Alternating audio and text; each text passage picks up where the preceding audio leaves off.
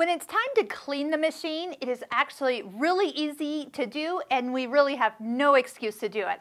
So when you're sewing with lots of cotton fabrics, battings, anything that has some lintiness to it, even just cotton thread, you're going to notice that there's going to be a buildup underneath this throat plate. So I want to show you what you need to do to get in, clean it out, and guess what? You don't even have to oil it, just clean it. You're going to find yourself wanting to do this about every 3, 4, 5 bobbins. Your machine will kind of tell you when you need to clean it. So we're going to start by taking the bobbin out of the machine, and I would recommend taking the needle also out. That's just so you don't kind of stab yourself as you are cleaning the machine. So go ahead and pull that out. If you're having trouble or worried about the needle coming down or dropping into the machine, use the little multi-purpose tool to catch the needle when it's being loosened up.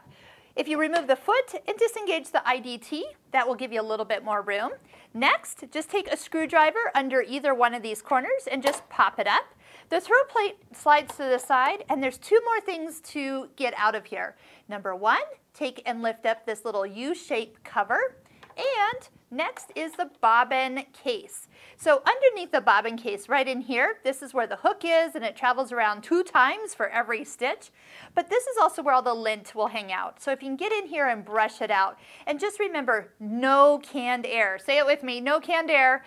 That way you're not blowing more back into the back of the machine. You want to brush it out. You want to suck it out with maybe a vacuum cleaner. One of these is one of my favorites because I can get in here and then just brush everything away. That's like a little Swiffer for sewing machines. I love that little duster. So when you go to put everything back together, we want to make sure that we get everything positioned correctly.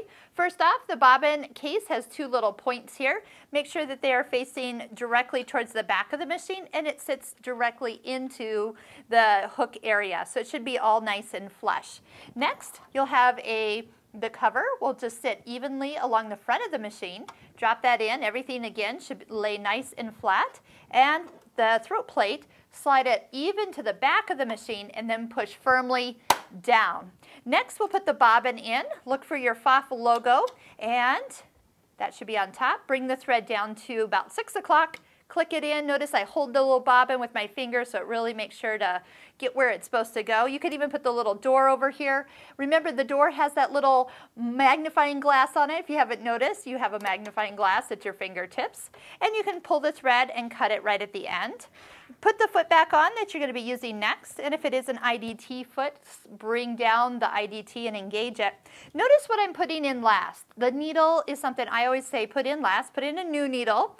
On the little multi-purpose tool, there is that little hole, and it's got a flat side to the back. So as I put that needle down in here, I know that that needle's not going to spin. I'm going to put it directly down into the foot first and lift it straight up. And as I'm holding it, I want to tighten that needle. Now here's a little note about needles and tightening them. So yes, you do have a screwdriver here. You want to tighten it so the needle doesn't fall out, of course, but you also don't want to over tighten it. And that's, I know, a happy medium. But if you over tighten it, you're going to, things aren't going to maybe work in the future as it's supposed to. So just gently tighten it. Don't over tighten it. That's the key. Now, once a year, we do recommend that your machine is serviced by your local Pfaff store. They're going to go ahead and take all the covers off and clean and oil where they know that things need to be done. But if you can do this every 3 to 4 or 5 bobbins, you're going to find yourself really having a happier machine no matter what you're doing. So again, put a new needle in, put good quality thread in, and this machine is going to last you a long time.